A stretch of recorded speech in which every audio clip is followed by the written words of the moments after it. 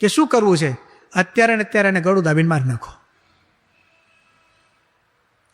જન્મ દિવસે મારવાની વાત ચાલે છે. આવું સૌભાગ્ય મને લાગે છે દુર્યોધન સિવાય કોઈને પ્રાપ્ત નહીં થયું, કે બિચારો જન્મ્યો હોય અને ચર્ચા શેની ચાલે? મારવાની. મારું માનતા હો તો આને મારી નાખો. કેમ? આખા કુળનો સંહાર કર્યો છે. નક્ષત્ર કહે છે, રાશિ મંડળ, એની કુંડળી કહે છે. એક શ્લોક ત્યાં બોલે છે વિદુરજીના મોઢે. એ શ્લોક એવો છે, ત્યજેદ એકમ કુલસ્યાર્થે ગ્રામસ્યાર્થે કુલમ ત્યજેત ગ્રામમ જનપદસ્યાર્થે આત્માર્થે પૃથ્વીમ ત્યજેત. જો એક કુળને બચાવવું હોય તો આવો નાપાક કોઈ પાકેલો હોય ને એને મારી નાખવો પડે તો આખા કુળની રક્ષા થાય. એક કુળ માટે એક વ્યક્તિને જતો કરવો પડે તો જતો કરવું. એક ગામ માટે કુળને જતું કરવું પડે ને તો જતું કરવું, પણ આખું ગામ જો બચતું હોય તોની વાત છે. અને એક ગામને જતું કરીને જો આખા રાજ્યની રક્ષા થતી તો એમ કરવું, અને જો આત્માની રક્ષા કરવી હોય ને તો આખી દુનિયાને છોડી દેવી. એટલે હું તો એમ કહું છું, આને મારી નાખો. ત્યારે વ્યાસજીએ શબ્દ પ્રયોગ કર્યો છે કે વ્યાસજી કહે છે કે ધૃતરાષ્ટ્ર કેવા હતા એ વખતે? પુત્ર સ્નેહ સમન્વિત. એ પુત્રની આસક્તિથી અત્યંત ઘેરાયેલા હતા. એટલે વિદુરજી આવું કહ્યું તો પણ ધૃતરાષ્ટ્ર માન્યા નહીં. કલ્પના કરો, જો તે દિવસે ધૃતરાષ્ટ્રે માની લીધી હોત વિદુરની, તો મને લાગે છે કે મહાભારતનો આકાર શું હોત? કલ્પના કરવા જેવું છે. દુર્યોધન જ ન હોય તો મહાભારતમાં હોય શું? કારણ કે મુખ્ય પાત્ર હવે એ બને છે. પણ ન થયું. દુર્યોધનને મારી નાખવા માટેની સલાહ 2 વખત થઈ છે.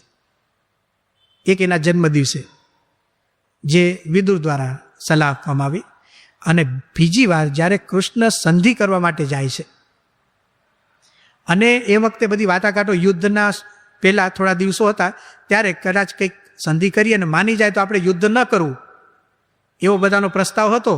કૃષ્ણ ભગવાન જાણતા જ હતા કે આ કોઈ રીતે માને એવા જ નથી, અને એટલે જ સંધિ કરવા ગયા કે વાંધો નહીં, કોઈ કાલ ઉઠીને આપણને ન કે તમે પૂછ્યું નહીં. આ બધી કૃષ્ણ ભગવાનની રીતો હતી. કારણ કે સંધિની વાત આવી ને જ્યારે, ત્યારે ભીમને નહોતું ગમ્યું. એ કે આની હારે સંધિ કરાય, હું જતો રહીશ એમ કે છે. પાંડવોને છોડીને હું જતો રહીશ. કોણ કે છે? ભીમ. કેમ? જો તમે દુર્યોધન સાથે સંધિ કરો તો કૃષ્ણ ભગવાન કે તું ઠર, જાડી બુદ્ધિનો છે, થોડો વિચાર કર, કઈ વાંધો નહીં, અહીં લડવાનો જ છે. પણ મનાય ને ન લડે તો પાછું ટૂંકું વિચાર પછી ટૂંકા ચાલે. કૃષ્ણ ભગવાનનો તો લાંબો વિચાર ચાલે. સંધિ કરવા ગયા એ વખતે આ કેટલી હિંમત કહેવાય કૃષ્ણ ભગવાનની. ધૃતરાષ્ટ્રને એક બાજુ પર લઈ જાય છે, અને એ કે કૃષ્ણ ભગવાન ધૃતરાષ્ટ્રને કે જો ધૃતરાષ્ટ્ર, અમે યાદવો કહેવાઈએ, યદુકુળમાં અમારો જન્મ, અમારે બહુ મુશ્કેલીઓ હતી, પણ તમને ખબર છે ને મેં મારા મામાને મારી નાખ્યો હતો. એ તો હકીકત છે, કંસને મારી નાખ્યો કૃષ્ણ. મેં મારા મામાને મારી નાખ્યો ને અમે બધા સુખ્યા થઈ ગયા, તું દુર્યોધનને મારી નાખ, તું જ સુખ્યો થઈ જઈશ. રીસરની સલાહ છે, દુર્યોધનને મારી નાખવાની સલાહ છે. પણ પુત્રમાં એટલી આસક્તિ, એક દુર્યોધન માટે કેટલા લોકોનું અહિત કર્યું જુઓ. અને આ આસક્તિ ગીતાના પહેલા શ્લોકમાં દેખાય છે, મામકાહા, આ મારા દીકરા અને આ પાંડુના દીકરા. જ્યારે આવી આસક્તિ વધે છે અને એ આસક્તિ જ્યારે પક્ષપાતમાં પરિણમે છે, એટલે સમજવું કે એ ઘરમાં મહાભારત થાય જ. હવે ધૃતરાષ્ટ્રે કહ્યું સંજયને કે તમે મને વાત કરો કે અહીંયા શું થયું. સંજય બુદ્ધિશાળી હતા. એમણે જોયું કે આમણે પહેલા શબ્દ વાપર્યો છે મામકાહા, મારા છોકરાએ શું કર્યું એ પહેલા મને કહો, પછી આ લોકોએ શું કર્યું એ પણ મને કહો. એટલે સંજય છે ને શ્રીમદ ભગવદ્ ગીતામાં બીજા શ્લોકમાં પણ ભગવાન નથી આવતા, હજી બહુ વાર લાગશે કૃષ્ણ ભગવાનને આવતા. સંજય ઉવા છે. સંજય શું કહે છે? સંજય છે ને દુર્યોધનની વાતથી શરૂઆત કરી. કારણ કે ધૃતરાષ્ટ્રને સૌથી વાલા કોણ હતા? દુર્યોધન. એનું નામ મહાભારતમાં આવે છે સુયોધન. નામ છે એનું સુયોધન, પણ કામ એવા કર્યા કે સુયોધનમાંથી શું બની ગયો? દુર્યોધન. દુર્યોધન શું કરે છે? બીજા શ્લોકમાં ભગવદ્ ગીતામાં લખ્યું, સંજય ઉવાચ, સંજય બોલ્યા, તે વખતે રાજા દુર્યોધને વ્યૂહમાં ગોઠવાયેલી પાંડવોની સેનાને જોયા પછી દ્રોણાચાર્ય પાસે જઈને આ વચન કહ્યા. બે બાજુ સેના ગોઠવાણી છે. હવે છે ને દુર્યોધન દ્રોણાચાર્ય પાસે જાય છે અને નજીક જાય છે અને કાનમાં જઈને કંઈક કહે છે.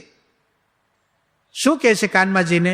હે ગુરુદેવ, આપના બુદ્ધિમાન શિષ્ય દ્રુપદ પુત્ર ધૃષ્ટદ્યુમ્ન વડે વ્યૂહાકારે કરાયેલી પાંડુપુત્રોની આ અત્યંત વિશાળ સેનાને જુઓ.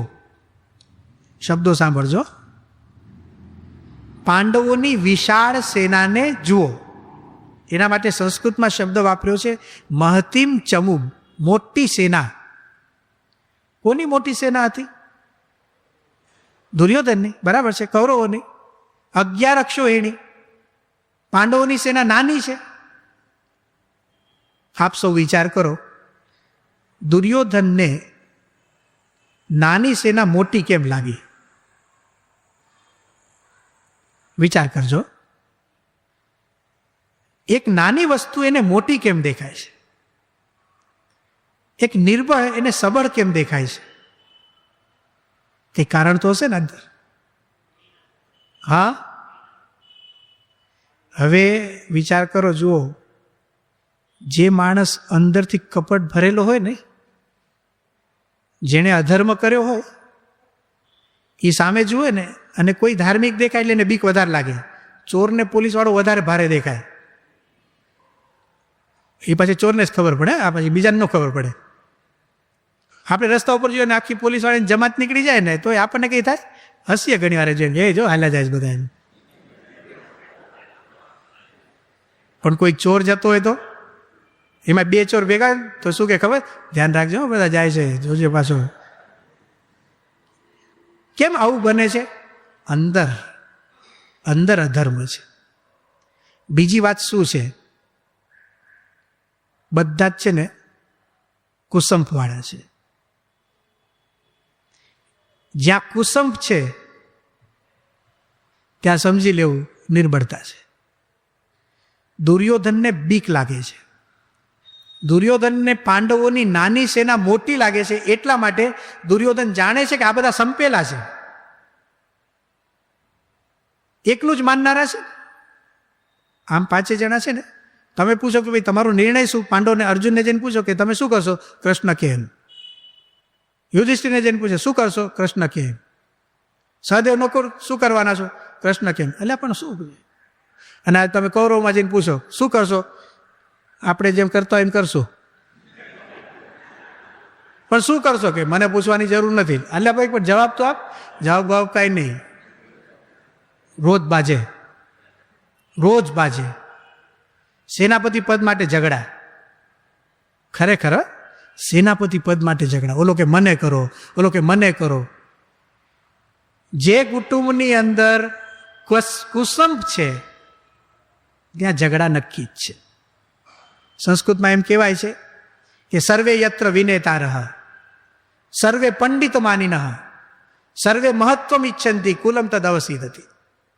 જે કુટુંબની અંદર બધા જ પોતાને મોટા માનતા હોય, એટલે કે મારું ધાર્યું થવું જોઈએ, આવું દરેકને લાગતું હોય. પાછું ધારો કે 5 જણા રહેતા હોય તો 5 એમ કે મારું ધાર્યું થવું જોઈએ, ઓલો કે મારું ધાર્યું થવું જોઈએ. એ કુટુંબમાં ક્યારેય શાંતિ હોય જ નહીં. બધાને મહત્વની ઈચ્છા હોય. કૌરવોમાં છે ને આવો પ્રશ્ન ચાલે છે. કોઈ એકબીજાની મોટપ ખમી શકતા નથી. કોઈક બીજાને મોટપ મળે ને એટલે એક જણો કે મારે નથી આવું. આ બધા પ્રશ્નો છે. એટલે પાંડવોનો સંપ છે ને, એ સંપની શક્તિ એટલી ઝળહળે છે કે આ દુર્યોધનને નાની સેના પણ કેવી લાગી? મોટી. આમાંથી આપણે એક વસ્તુ શીખવાની છે. આપણે જો સંપેલા આવીશું તો લોકોને આપણે મોટા જ લાગવાના છે. ભલે નાના આવીશું ને તો પણ. અને થોડુંક થયું છે. આજે આપણી BAPS સ્વામિનારાયણ સંસ્થા છે, લોકો એને બહુ મોટી સંસ્થા માને છે. આમ જો તો બહુ મોટી સંસ્થા નથી આપણી, પણ જેટલા છે ને એ કેવા છે? એકદમ સંપેલા છે. સંપેલા એટલે કેવી રીતે? કે બાપા જે કે ને એમ થાય. જુઓ છો તમે, જુઓ છો. સ્વામી એક સંકલ્પ કરે ને કે મંદિર કરવું છે, સ્વામી સંકલ્પ કરવા જોઈએ. કશું સંકલ્પ ક્યાંથી થવો જોઈએ? બાપાનો. આખી સંસ્થા મંડી પડે. યોગીજી મહારાજે એક સંકલ્પ કર્યો કે યમુના કાંઠે મંદિર કરવું છે. નહીં ઓલો ફોટો બતાવી યોગી આપણે મંદિરનો સંકલ્પ કર્યો. બાપાએ મંદિર તો કર્યું જ, પણ એની ઉપર બીજું એક શું કરી નાખ્યું? અક્ષરધામ. આ બધું શેને લઈને થાય છે? સંપ, યુનિટી. જો આપણે સંપેલા હઈશું તો બીજાને મોટા જ લાગવાના છે, ઓછા હઈશું તો પણ.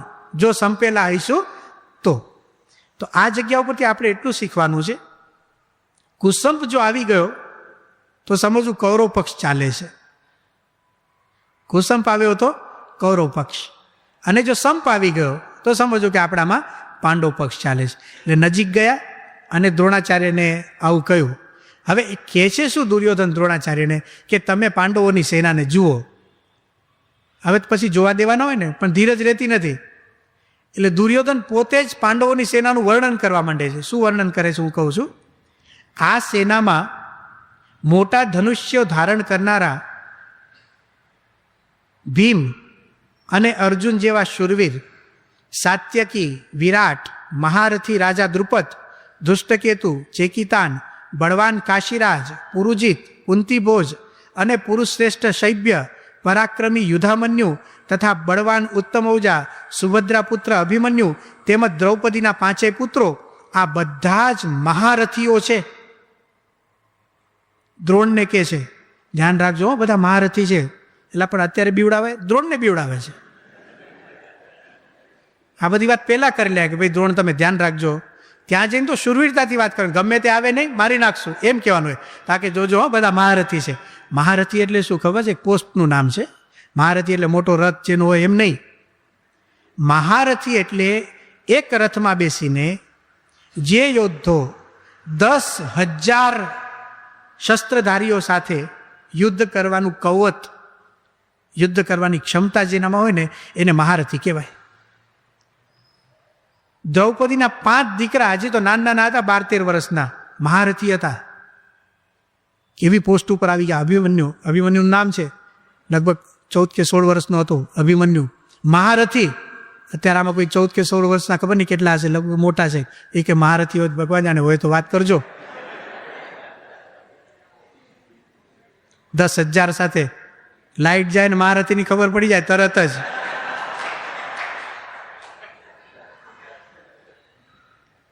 ખરેખર હતા, ખરેખર હતા. પણ હતા એના કરતા અગત્યની વસ્તુ એ છે કે દુર્યોધનને એની ખબર હતી, એટલે બીક વધારે લાગે. બીજી વાત શું છે કે આ બધા તૂટી પડે એવા છે. એકવાર જો નક્કી થયું અને બધા એક હારે તૂટી પડે એવા છે. ઠીક છે, બીજી એક વાત, આમાં બધાને જોવે છે ને, આમ સામે બધું સૈન્ય હોય પાંડવોનું અને દુર્યોધન જુએ છે. તે એમાં શું જોવું જોઈએ? પહેલાં છે ને મોટા મોટા માણસો દેખાય. હંમેશા નિયમ એવો છે કે જે ભારેખમ હોય ને એ પહેલાં યાદ આવે. આમાં એણે પહેલું નામ કોનું બોલે છે? ગીતામાં તમે વાંચો તો શ્લોકની અંદર પહેલા અધ્યાયનો 4થો શ્લોક તમે વાંચજો, એમાં પહેલું નામ છે ભીમનું. ફરીથી વિચાર કરો, પાંડવોની સેનામાં મોટા મોટા મહારથીઓ છે, અર્જુન છે સામે, અર્જુન. પણ દુર્યોધનને પહેલા અર્જુન નથી દેખાતો, પહેલા કોણ દેખાય છે? કારણ આપી સમજાવો.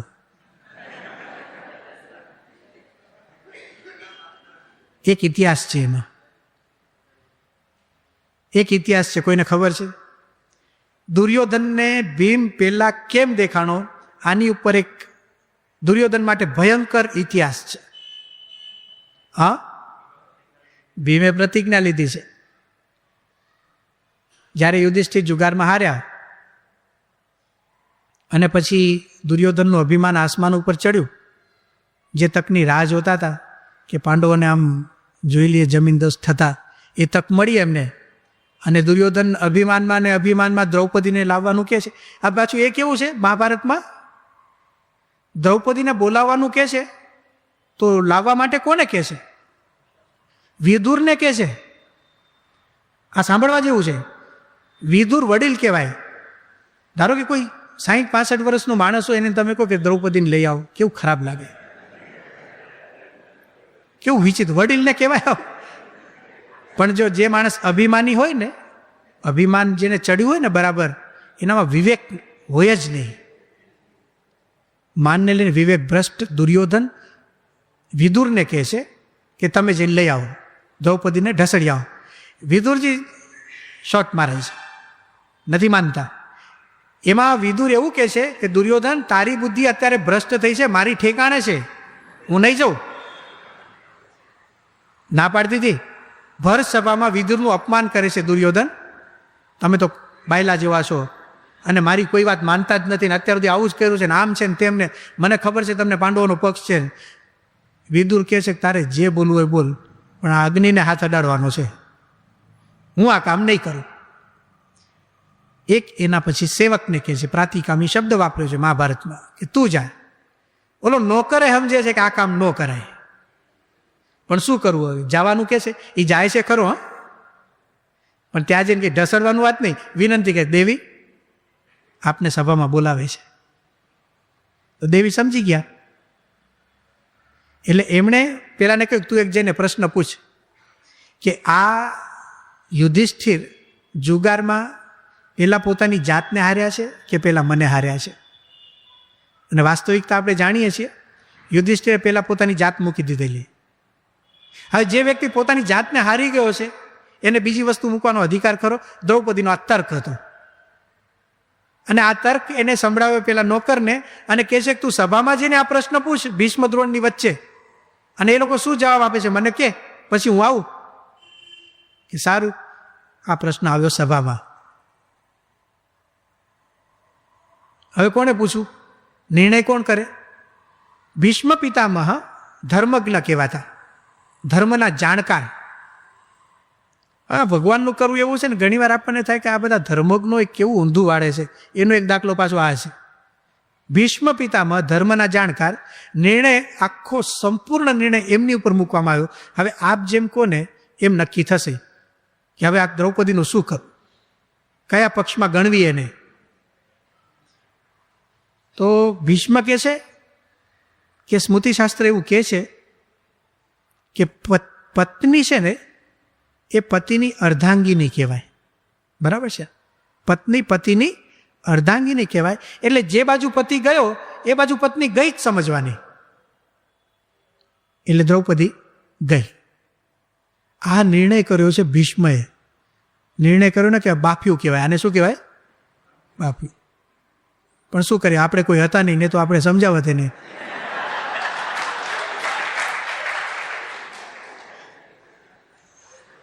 કોણ લાવે દ્રૌપદીને? કોણ લાવે? એટલે થયું કે મારા જેવો હોય ને એ જ લાવશે.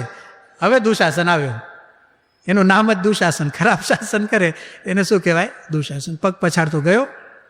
અને સમગ્ર ભારત વર્ષના ઇતિહાસમાં એકમાત્ર સ્ત્રી દ્રૌપદી એવી છે કે જેનું આવું ભયંકર અપમાન થયું. ત્યાર પછીના ઇતિહાસમાં જાણતા નથી આપણે કે આવી હાજરી હોય, જ્યાં ભીષ્મ બેઠા હોય, દ્રોણ બેઠા હોય, 5 પતિ બેઠા હોય, એ પાછા શૂરવીર એવા પતિઓ બેઠા હોય, એની હાજરી હોય, અને એક સ્ત્રી સતી, દ્રૌપદી પાછી સતી, અને એનું અપમાન થાય.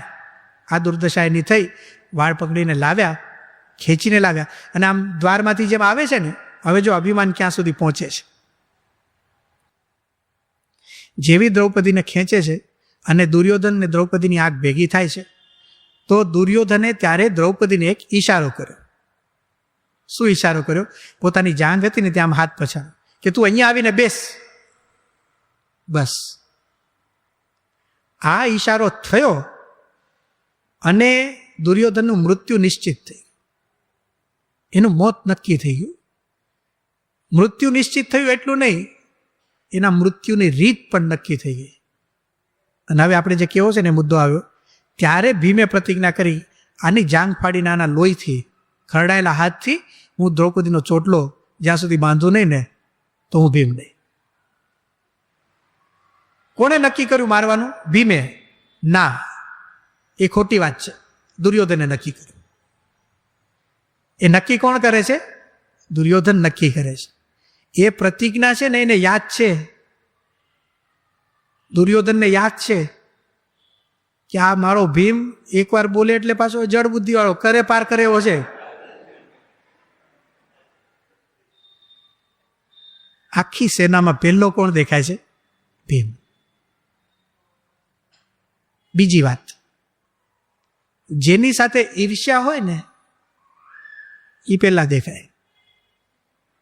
પહેલા દેખાય ને એ જ દેખાયા કરે, બીજો દેખાય જ નહીં તમને. ભીમ સાથે સતત ભણતી વખતે ઈર્ષ્યા, જ્યારે સમાન બધું સરખું જેમાં હોય એમાં ઈર્ષ્યા હોય જ. એક વર્ગમાં ભણતા હોય તો વિદ્યાર્થીને ઈર્ષ્યા હોય, એક લાઈનમાં દુકાનદાર હોય તો એને એકબીજાને ઈર્ષ્યા હોય. કોઈક ગ્રાહક આમ ચડી ગયો ને, અહીં ત્યાં કેમ જતો રહ્યો, એટલે ભાઈ તારે ત્યાં આવે છે શું કામ, પણ ઈર્ષ્યા છે ને એટલે કોકના પગથિયા ચડે ને તો બળે. ઈર્ષ્યા આવી દુર્યોધનને ભીમ માટે છે.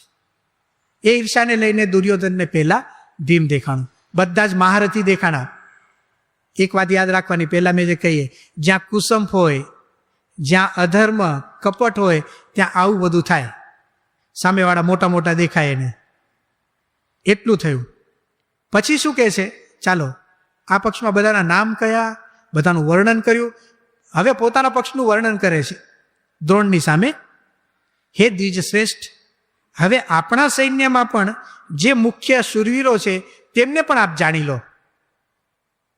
આપની જાણ ખાતર મારી સેનાના જે સેનાપતિઓ છે તેમને હું કહું છું.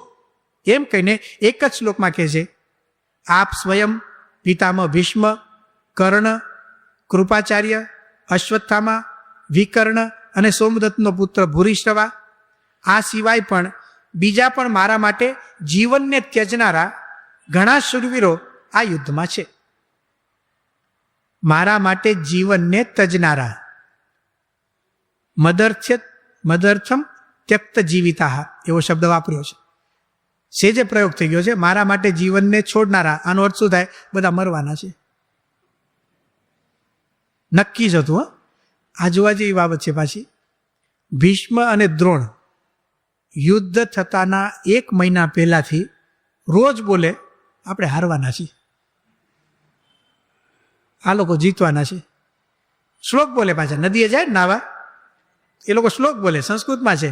શ્લોક કેવો બોલે કે યતઃ કૃષ્ણ તતઃ ધર્મ, યતો ધર્મ તતો જય.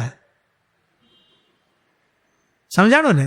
જ્યાં કૃષ્ણ ત્યાં ધર્મ, અને જ્યાં ધર્મ ત્યાં વિજય નિશ્ચિત. કૃષ્ણ કઈ બાજુ હતા? સામેની બાજુ. આવું ભીષ્મ બોલે, પાછા હવારના પોરમાં બોલે. એટલું સારું ત્યારે દુર્યોધન બાજુમાં ન હોય, એ પાછું જોઈ લે બાજુમાં નથી ને ક્યાંય. ભગવાનના હાથે મરવાનું સૌભાગ્ય મળવાનું હતું ભીષ્મને, એટલે તો મરવા તૈયાર જ હતા. આ બધી વાત અહીંયા ગીતામાં દેખાય છે. મારા માટે જીવનને છોડનારા. પછી બીજી એક વાત કરે છે, આપણું બળ છે ને અપર્યાપ્ત છે. કેવું સરસ શબ્દો વાપરે છે. ભીષ્મ પિતા વડે રક્ષાયેલી આપણી સેના પરિમિત હોવાને લીધે હારી જાય એવી છે. અપર્યાપ્તમ તદ અસ્માકમ બલમ ભીષ્માભિરક્તુ. ભીષ્મ વડે રક્ષાયેલી, ભીષ્મ એટલે કેટલો મોટો માણસ, એના વડે રક્ષાયેલી આપણી સેના મને અપર્યાપ્ત લાગે છે, પૂરતી લાગતી નથી. શંકા માણસના મનમાં હોય ને એટલે આવા બધા શબ્દો નીકળે. અને એની સામે આ બાજુ ભીષ્મ મૂકે છે. હવે ફરીથી આવશે જો. એની સામે પાંડવ પક્ષ માટે શું બોલે છે? પર્યાપ્તમ ત્વમ તું ઇદમ એતેષામ બલમ ભીમાભિરક્ષિતમ. અને સામા પક્ષે ભીમ વડે રક્ષાયેલી સેના મને પર્યાપ્ત લાગે છે. એને ભીષ્મની સામે ભીમને મૂકી દીધો. અરે ભીષ્મ તો સેનાપતિ છે ને ભીમ એક યોદ્ધો છે. ના, એ તો વાસ્તવિકતા તમે કહી, પણ તમે દુર્યોધનની આંખથી જુઓ, એને તો ભીષ્મ જેવો ભીમ લાગે છે. ભીષ્મ એટલે પણ ભયંકર અને ભીમ એટલે પણ ભયંકર. દુર્યોધન કારણ કે મારવાનો કોણ છે એને? ભીમ મારવાનો. પર્યાપ્ત અને અપર્યાપ્ત એવા શબ્દો અહીંયા વાપરે છે. અને પછી એક સૂચના આપે છે દ્રોણાચાર્યને દુર્યોધન, કે તમે બધા ભેગા થઈને આ ભીષ્મને બચાવજો, ભીષ્મનું ધ્યાન રાખજો. ભીષ્મનું ધ્યાન રાખજો આવું વાક્ય બોલાય એનાથી મોટું ભીષ્મનું કોઈ અપમાન નથી. ભીષ્મને બચાવવાની વાત કરો, અને આ વાત ભીષ્મને ખબર પડે તો તું મને સમજે છે હું? દુર્યોધનનું મોઢું જોઈને ભીષ્મને ખબર પડી ગઈ કે આ ઉદાસ છે. દ્રોણ સાથે વાત ચાલે છે, ભીષ્મ સાથે તો વાત થઈ જ નથી, પણ મોઢું જોઈને ખબર ન પડી જાય આપણને ઘણી વાર? એમ ખબર પડી. એટલે શ્રીમદ ભગવદ્ ગીતામાં લખે છે 12મા શ્લોકમાં, હવે દુર્યોધનને રાજી કરવા માટે ભીષ્મ પિતામાં શું કરે છે? શંખનાદ. કૌરવોમાં વૃદ્ધ મહાન પ્રતાપી પિતામાં ભીષ્મે તે દુર્યોધનના હૃદયમાં હરખ જન્માવતા જોરથી સિંહની જેમ ગરજીને શંખ વગાડ્યો. તું ચિંતા ના કરીશ, હું બેઠો છું, તું ચિંતા ના કરીશ. અને એમને શંખ વગાડ્યો. હવે અહીંયા એક પાછી આપણે વાત યાદ કરી લઈએ. ભીષ્મ પિતામહ શંખ ફૂંકે છે એટલે હવે શું થયું? આમ સ્વિચ પાડે છે યુદ્ધ માટેની. ચાલો યુદ્ધનો આરંભ. એમાં પાછો નિયમ છે કે જે સેનામાં જે સેનાપતિ હોય ને, મુખ્ય લીડર, એને શંખનાદ કરાય. એટલે એ શંખ ફૂંકે ને તો જ સમજવાનું કે યુદ્ધ શરૂ કરવાનું. કોકના હાથમાં શંખ લાઉન જોઈ લો, ટેસ્ટિંગ કરીએ, ફૂંકી નાખો, ના ચાલે. ત્યાં યુદ્ધના મેદાનમાં ન ચાલે. અહીંયા આરતીમાં જે વગાડે એ હાલે, કઈ વાંધો નથી. બધા ભીષ્મ જ છે અહીંયા, કઈ એક નિશાની છે. સેનાપતિ શંખનાદ કરે એટલે ચલો હવે મંડી પડો. એટલે સેનાપતિએ શંખનાદ કર્યો. ભીષ્મ પોતે પ્રથમ દિવસે ભીષ્મ સેનાપતિ હતા, 10 દિવસ સુધી લડ્યા છે. એટલે એમને શંખનાદ કર્યો. પછી શું થયું? જેવો ભીષ્મ પિતામહે શંખનાદ કર્યો ને, પછી શંખ, નગારા, ઢોલ, મૃદંગ તેમજ રણશિંગા વગેરે વાદ્યો એક સાથે જ વાગી ઉઠ્યા. તેમનો એ અવાજ ઘણો ભયંકર થયો.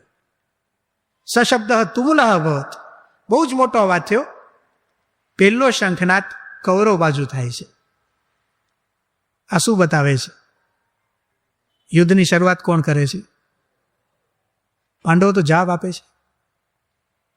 પાંડવો તો જવાબ આપે છે.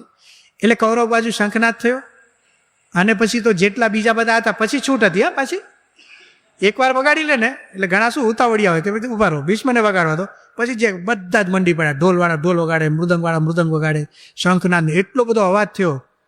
અને આમ જોમ આવે એટલે જરૂરી પણ હતું, બધું વગાડ્યું. અને ગીતા વર્ણન કરે છે સશબ્દ તુમુલઃ અભવત. એ શબ્દ છે ને ઘણો ભયંકર થયો. એક વાત પૂરી થઈ, કૌરવ પક્ષની વાત પૂરી થઈ. આ બાજુ પાંડવ શું કરે છે? ત્યાં જવાબ આપવાનો છે ને. 14મા શ્લોકમાં એક વર્ણન આવે છે શંખનાદનું. કોણ શંખનાદ કરે છે, કેવી રીતે કરે છે એવું કહ્યું છે. ત્યાર પછી એટલે કૌરવ બાજુ શંખનાદ થઈ ગયા પછી, ત્યાર પછી શ્વેત અશ્વો જોડેલા ઉત્તમ રથમાં બેઠેલા શ્રી કૃષ્ણ મહારાજે અને અર્જુને પણ અલૌકિક શંખ વગાડ્યા. શ્લોકમાં એવું લખ્યું છે, તતઃ શ્વેતૈર હયૈર યુક્તે મહતી સ્યંદને સ્થિતો માધવ પાંડવશ્ચૈવ દિવ્યો શંખૌ પ્રદદ્મતુ. શ્રી કૃષ્ણ ભગવાનનું સૌથી પ્રથમ વખત વર્ણન પહેલા અધ્યાયના 14મા શ્લોકમાં આવે છે. એ પહેલા શ્રી કૃષ્ણનું નામ ક્યાંય નથી. એક વાત મારે તમને કરવાની રહી ગઈ કે દુર્યોધને પાંડવ પક્ષમાં ભીમને જોયો, અર્જુનને જોયો, સાત્યકીને જોયો, ઘણા બધાને જોયા, પણ કોને નથી જોયા? એણે એનું નામ જ નથી. આ એક ભયંકર ભૂલ છે. જેને ભગવાન ન દેખાય, હવે એને ખબર જ નથી કે પાંડવોનું બળ પાંડવો નથી, શ્રી કૃષ્ણ છે. મુખ્ય માણસ જ દેખાતો નથી. લો, અને બલિયારી ભગવાનની છે, ન દેખાય એવી રીતે આવ્યા, કારણ કે સારથી બનીને આવ્યા. એક હથિયાર લીધું હોત તો બરાબર છે કે લાગે કંઈક સુરવીરતા લાગે. એમાં ભગવાને નક્કી કર્યું હું તો હથિયાર લેવાનું જ નથી. એ તો પહેલેથી એમને જાહેરાત કરી દીધેલી. પાછી આપણે હથિયાર ધારણ નહીં કરીએ એટલે દુર્યોધનની પસંદગી કોની ઉપર ઉતારી કે તમારી નારાયણી સિંહને આપણી બાજુ લાવો, આને કોણ લે? અને સારથી એટલે ડ્રાઈવરમાં કેટલું હોય દેખાતો જ નથી. હા, વર્ણન તમારે ગીતા હોય ને વાંચજો. આજે આપણે જેટલું વાંચ્યું ને ઘરે જઈને આવતીકાલે તમે બધું વાંચજો. કૃષ્ણનું નામ નિશાન નથી. દુર્યોધનની દ્રષ્ટિમાં કૃષ્ણ જ નથી. 14મા શ્લોકમાં કૃષ્ણનું વર્ણન પહેલી વાર આવે છે. અને એ બંને જણાએ શંખનાદ કર્યો એમ કે છે કૃષ્ણ અને અર્જુનને એમાં પહેલો શંખનાદ કૃષ્ણ કરે છે, એનું નામ લખે છે પાંચજન્યમ ઋષિકેશ દેવદત્તમ ધનંજય પૌંડ્રમ દદ્મો મહાશંકમ ભીમકર્મા વૃકોદર. શ્રી કૃષ્ણ મહારાજે પાંચજન્ય નામનો, અર્જુને દેવદત્ત નામનો અને ભયાનક કર્મ કરનાર ભીમસેને પૌંડ્ર નામનો મહાશંખ વગાડ્યો. ત્યાર પછી કુંતીપુત્ર રાજા યુધિષ્ઠિરે અનંત વિજય નામનો શંખ વગાડ્યો તથા નકુળ અને સહદેવે સુઘોષ અને મણિપુષ્પક નામના શંખ વગાડ્યા. એક એકના નામ આવે છે, જુઓ. હવે બધા વારાફરતી વગાડે છે, એ જુઓ. કૌરવ પક્ષમાં શું થયું? પહેલો શંખનાદ કોણે કર્યો? ભીષ્માએ. પછી કોઈના નામ નહીં, બધા એકારે મંડી પડ્યા. આ એક જોવા જેવું છે, જ્યાં બધામાં એમ લાગે કે આપણે બધા સરખા જ છીએ, કોઈનો આદર જ ન હોય અને બધા પોતપોતાની રીતે મંડી પડે. એ પક્ષ કયો? કૌરવ. પાંડવ પક્ષમાં એવું નહીં. પહેલો શંખનાદ કરે છે શ્રી કૃષ્ણ. શ્રીમદ ભગવદ્ ગીતા પ્રમાણ છે. યુદ્ધ નીતિનો નિયમ છે. હવે એક વાત હું તમને કરું. યુદ્ધ નીતિનો નિયમ છે કે યુદ્ધની અંદર પહેલો શંખનાદ સેનાપતિએ જ કરાય. સેનાપતિને જ મેં હમણાં કહ્યું અધિકાર છે, કારણ કે એ પોતે જોઈ લે કે સેના ગોઠવાઈ ગઈ છે અને હવે બધું બરાબર છે, અમારો પક્ષ તૈયાર છે, એટલે એ શંખનાદ કરે. કૌરવ પક્ષમાં બરાબર થયું છે, સેનાપતિ ભીષ્મ હતા, એણે શંખનાદ કર્યો. પાંડવ પક્ષમાં ભૂલ થઈ છે, રીતસર ભૂલ થઈ છે. પહેલો શંખનાદ કોણ કરે છે? શ્રી કૃષ્ણ. અરે શ્રી કૃષ્ણ તો સારથી છે, સેનાપતિ તો છે જ નહીં. એ દિવસે સેનાપતિ કોણ હતા? ધૃષ્ટદ્યુમ્ન. યુદ્ધ નીતિના નિયમનો ભંગ. ફરીથી વિચાર કરીએ, આ શું બતાવે છે? આના માટે કોકે લખ્યું છે, શબ્દ બહુ સરસ વાપર્યો છે, શિસ્તબદ્ધ કૌરવો. સાંભળજો, શિસ્તબદ્ધ કૌરવો અને ઐક્યયુક્ત પાંડવો. જ્યાં કુસંપ હોય ત્યાં શિસ્ત લાવવી પડે. કુસંપ હોય ત્યાં શિસ્ત એટલે શું? આણે આ જ કરવાનું, આણે આ કરવાનું. જો બીજો કરે ને, તે કેમ કર્યું? મને સોય પૂછે ને તે કેમ કર્યું? ઝઘડા. એટલે શું નક્કી કરવું પડે? ભાઈ જેને જે સોંપ્યું ને એ જ કરે, બીજા એડવાન્સ નહીં, માથાકૂટ નહીં કરવાની. આપણે આપણી ભાષામાં આવું કહીએ, બીજાએ માથાકૂટ કરવાની નહીં. ધારો કે ભીષ્મની જગ્યાએ, જેમ પાંડવ પક્ષમાં ભૂલ થઈ છે, મેં ભૂલ શબ્દ વાપર્યો. પેલો શંખનાદ ધૃષ્ટદ્યુમ્નની જગ્યાએ કૃષ્ણ કરી નાખે છે. ચલો પેલો તો કરે છે, પેલા નંબર ઉપર કૃષ્ણ કરે તો સમજ્યા એ ભગવાન છે. પછી ધૃષ્ટદ્યુમ્ન એમ થયું છે કે બીજો નંબર કોનો આવે? મારો. નથી, બીજા નંબર ઉપર અર્જુન છે. નંબર 3 ઉપર કોણ છે? ભીમ છે. નંબર 4 ઉપર યુધિષ્ઠિર, 5 ઉપર સહદેવ, નકુળ, એમ કરીને 9મા નંબરે ધૃષ્ટદ્યુમ્ન છે. ધારો કે કૌરવ પક્ષમાં ભીષ્મની જગ્યાએ બીજા કોકે શંખનાદ કર્યો હોત તો શું હાલત થાત ખબર છે? પેલા તો હિંમત જ ન કરે કોઈ, યારો નકામું કરશું ના આ બનશે આપણું. અને કોઈ કરી નાખે તો એની અસર પેલી ભીષ્મને થાય. તારે જ શંખનાદ કરો તો મને સેનાપતિ બનાવ્યો શું કામ? વાસ્તવિકતા છે, આવું બને છે. આવા પ્રસંગો કૌરવ પક્ષમાં બન્યા છે. કર્ણ અને અશ્વત્થામાં ઝઘડ્યા. કર્ણ અને અશ્વત્થામાં ઝઘડ્યા. શેના માટે? સેનાપતિ પદ માટે. હવે અશ્વત્થામાના પિતાશ્રીનું નામ દ્રોણાચાર્ય. દ્રોણને કપટ કરીને મારવામાં આવ્યા, બરાબર ને? અશ્વત્થામા નામનો હાથી મર્યો, એને મારીને પછી અશ્વત્થામા મર્યો એવા સમાચાર આપ્યા. નરોવા કુંજરો. કપટ કરીને દ્રોણાચાર્યને માર્યા. બ્રાહ્મણ હતા, એને મારવામાં આવ્યા. ક્ષત્રિયએ બ્રાહ્મણને માર્યો છે. એનો દીકરો અશ્વત્થામા. અશ્વત્થામાને ખબર પડી કે મારા બાપને મારી નાખ્યો છે આવી રીતે કપટ કરીને. એકદમ ગુસ્સામાં આવી ગયેલો. અને ગુસ્સામાં આવીને હવે બ્રાહ્મણનું તેજ, અને એમાં પાછું બ્રાહ્મણને ગુસ્સો આવે એટલે એ તો વાત પૂરી જ થઈ ગઈ. ક્ષત્રિયની ઉપર 10 ઓલા ઉપર ચડી જાય. એ તો આમ તો બ્રાહ્મણ પોતે જ અગ્નિ સ્વરૂપ હોય, અને એ ગુસ્સામાં આવે એટલે તમે વિચાર કરો કેટલો ગરમ થાય. અશ્વત્થામા એટલો ગરમ થાય છે, પગ પછાડતો જાય છે દુર્યોધન આગળ કે તમે મને છે ને એક દિવસ સેનાપતિ બનાવી દો, બધા પાંડવોને ખલાસ કરી નાખું. દુર્યોધન ખુશ થઈ ગયો કે શું વાત છે, એમ બનાવી દઈએ, પણ કે જરા 2-3 જણાને પૂછી લઈએ. સારું પૂછવામાં બગડે પાછું. 2-3 જણા એટલે કોણ? ધૃતરાષ્ટ્ર ને કૃપાચાર્ય ને એ બધાને એમાં કર્ણની અત્યંત ઈચ્છા સેનાપતિ થવાની. આ કુસંપના દાખલા, મને સેનાપતિ બનાવો. હવે એમાં શું થયું? કર્ણ સામે બેઠો છે, આ બાજુ પેલો અશ્વત્થામા, ધૃતરાષ્ટ્ર ને બધા બેઠા હતા. અને એમાં અશ્વત્થામાએ જાહેરાત કરી કે મને સેનાપતિ બનાવો, બધા પાંડવોને ફૂંકી મારું 1 દિવસમાં, આવતીકાલે પૃથ્વી તમે પાંડવ વિના નહીં જોશો.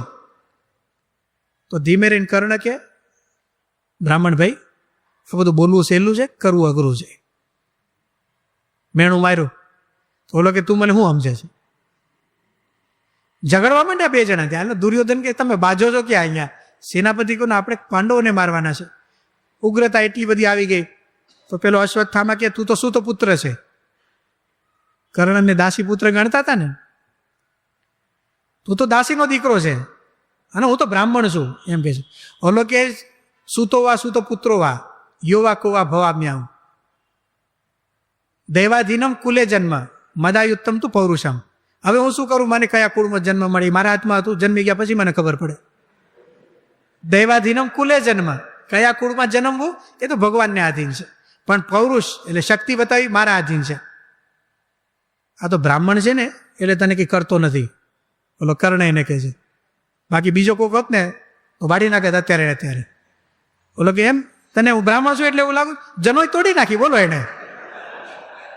સરકારી બ્રાહ્મણ. જનોય મૂકી એક બાજુ પર, એ કે આવી જા. પછી કૃપાચાર્યને બધા સમજાવે છે કે ભાઈઓ અહીંયા ઝઘડા ના કરો, આમને આમ બધા જતા રહ્યા. આપણે પાંડવો સામે વાત આપણે એ કરીએ છીએ. શિસ્તબદ્ધ કૌરવ, જ્યાં આવા ઝઘડા હોય ને ત્યાં નક્કી જ થાય કે આને જ આમ કરવાનું, આને જ આમ કરવાનું. એવું થયું ને એટલે સમજવું કે હવે આપણે છે ને સહન કરી શકતા નથી, એકબીજાની મોતપ સહન કરી શકતા નથી. કોઈક આપણી જગ્યાએ કંઈક સેવા કરી નાખે ને એ નથી ગમતું, આપણી જગ્યાએ કોઈ કંઈક બીજું કંઈક કરી નાખે ને એ નથી ગમતું. એટલે સમજવું કે આપણામાં એકતા નથી. એની સામે હવે પાંડવોનો દાખલો છું. ધૃષ્ટદ્યુમ્નને વિચાર જ ન આવે કે મારે પેલા શંખનાદ, ના, અમારે ત્યાં તો કૃષ્ણ પહેલા કરે. અને પછી યુધિષ્ઠિરને અર્જુનને બધા બેઠા છે, હું તો શંખનાદ ન કરું તોય ચાલે. એટલું તો પાંડવ પક્ષ નહીં, કૌરવ વાળા સમજે છે કે આ બાજુથી તો કૃષ્ણ જ કરશે. જોજો પાછું છાપ પાડી છે એ લોકોએ, કૌરવોએ વર્તનથી છાપ પાડી છે. એ આપણને દેખાય છે બંને પક્ષના શંખનાદના વર્ણનમાં. અને એ 2 પક્ષે શંખનાદ થયો અને પછી છે ને એની અસર, કૌરવ પક્ષના શંખનાદની અસર લખી, અવાજ બહુ ભયંકર થયો. બસ આટલું લખીને વ્યાસજી પછી આગળ નથી વધ્યા. પણ પાંડવ પક્ષમાં જે શંખનાદ થયો એનું વર્ણન લખતા વ્યાસજી કહે છે પહેલા અધ્યાયના 19મા શ્લોકમાં, સઘોષ ધાર્તરાષ્ટ્રાનામ હૃદયાની વ્યદારયત. એ અવાજ એવો થયો કે ધાર્તરાષ્ટ્ર એટલે ધૃતરાષ્ટ્રના દીકરા, એને ધાર્તરાષ્ટ્ર કહેવાય. જેટલા ધૃતરાષ્ટ્રના જણેલા હતા એ બધાના હૃદય ચિરાઈ ગયા. ક્યારે? શંખનાદમાં જ. હજી યુદ્ધ કરવાનું તો બાકી છે. શંખનાદમાં જ હૃદય ચિરાઈ ગયા. આ શેના જેવું છે? અત્યારે ઘણી વાર કેવું કે આ બધું બધા રમત રમતા હોય ને, ભારતની પ્રસિદ્ધ રમત છે ક્રિકેટ. ઓલો ખાલી આમ આવીને આમ પીચ ઉપર બેટ પછાડે ને ત્યાં ઓલા બોલરને ધ્રુજારી થાય, અરે આ તો કેવી બેટ પછાડે છે. એવું છે. ગયો સઘોષ, એ અવાજ એવો થયો, ધાર્તરાષ્ટ્રાનામ, ધૃતરાષ્ટ્રના જેટલા જણેલા, ધૃતરાષ્ટ્રના પક્ષકારો જેટલા હતા બધાના હૃદય ચિરાઈ ગયા. નક્કી થઈ ગયું કૌરવોમાં કે આ લોકો જીતશે ને આપણે બધા હારવાના. ક્યારે હારી એટલું જ જોવાનું ખાલી.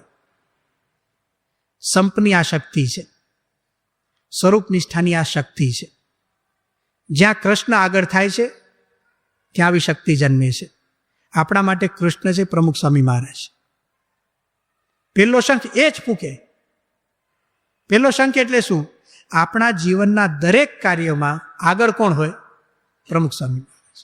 જો એ રીત આપણે અપનાવતા શીખ્યા ને તો કઈ વાંધો નહીં, સામા પક્ષમાં હૃદય ચિરાઈ જ જશે, આપણે ચિંતા કરવાની કઈ જરૂર નથી. આ પહેલી વાત છે સ્વરૂપ નિષ્ઠાની. આપણા ગુરુ પ્રમુખ સ્વામી મહારાજ છે એ કે એમ જ થાય, બીજો વિચાર જ. બીજી વાત સંપને. આપણે જે અંદર અંદર રહીએ છીએ ને હવે જેમ પાંડવો, હા પાંડવોમાં મતભેદ તો પડતા હોય. જો ને યુધિષ્ઠિર અને ભીમનો મતભેદ કેટલો મોટો મતભેદ છે. યુધિષ્ઠિર હા એકદમ ટાઢો માણસ કહેવાય ભીમની દ્રષ્ટિએ. આઈસ મંડળ કે ને આપણે આવો બરફ જેવા ઠંડા. એ કે આપણે શું કહું કે વિચારીએ, એટલે હું વિચારીએ, આમાં વિચારવાનું હોય, પાછું એને વિચાર જ કરવા જોઈએ, આવું કરાય કે ન કરાય. ધીર ગંભીર એને શું કહેવાય? અને ભીમની ડિક્શનરીમાં ધીર ને ગંભીર ને એવા શબ્દો જ કાઢી નાખ્યા, ડિલીટ, બધું કોમ્પ્યુટરમાં કાઢી નાખે ને, બધું કાઢી જ નાખેલા. બંનેમાં મતભેદ પડે છે પણ હૃદય ભેદ નથી થયો. યુધિષ્ઠિર જુગારમાં હાર્યા, ભીમ એક શબ્દ બોલ્યો નથી, ને તો નો ઊભો થઈ જાય.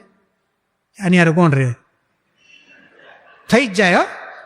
નથી કર્યું ને એનો અર્થ એવો નથી નહોતા ઝઘડતા હતા, પણ અંદર આંટી પડતી નહોતી. એમ આપણે પ્રવૃત્તિ કરતા હોઈએ સત્સંગમાં, સત્સંગ પ્રવૃત્તિ હોય, મંડળની પ્રવૃત્તિ હોય, ઘરમાં પ્રવૃત્તિ હોય, ભલે બોલવા ચાલવાનું થાય, મતભેદ પડે પણ હૃદય ભેદ ક્યારે થવો જોઈએ નહીં. એના માટે ડૉક્ટર સ્વામી આપણને સમજાવે છે કે લોખંડમાં લીટો પડે એ લાંબા સમય સુધી રહે જ, પણ એની જગ્યાએ રેતીમાં લીટો પાડો તો થોડા સમયમાં ભૂસાઈ જાય. પણ પાણીમાં લીટો કરો તો પડતો જાય ને ભૂસાતો જાય. પણ ડૉક્ટર સ્વામી આગળ ગયા, પાણીમાં લીટો નહીં, હવામાં લીટો, દેખાય જ નહીં, ખબર જ ન પડવી જોઈએ. એવી રીતે જો આપણે રહેતા શીખીએ ને તો આ જે ઉપદેશ છે કે એકતાનો અને સ્વરૂપ નિષ્ઠાનો આપણા જીવનમાં આવે તો પાંડવ પક્ષનું આ વર્ણન, કૌરવ પક્ષનું આ વર્ણન, ગીતા ખરેખર બહુ રસપ્રદ ગ્રંથ છે. એમાં બીજી પણ ઘણી બધી જાણવાની બાબતો છે, આવતીકાલે આપણે જાણીશું. આજે આપણે કથાનો અહીંયા વિરામ કરીએ છીએ. શ્રી સ્વામિનારાયણ ભગવાનની જય.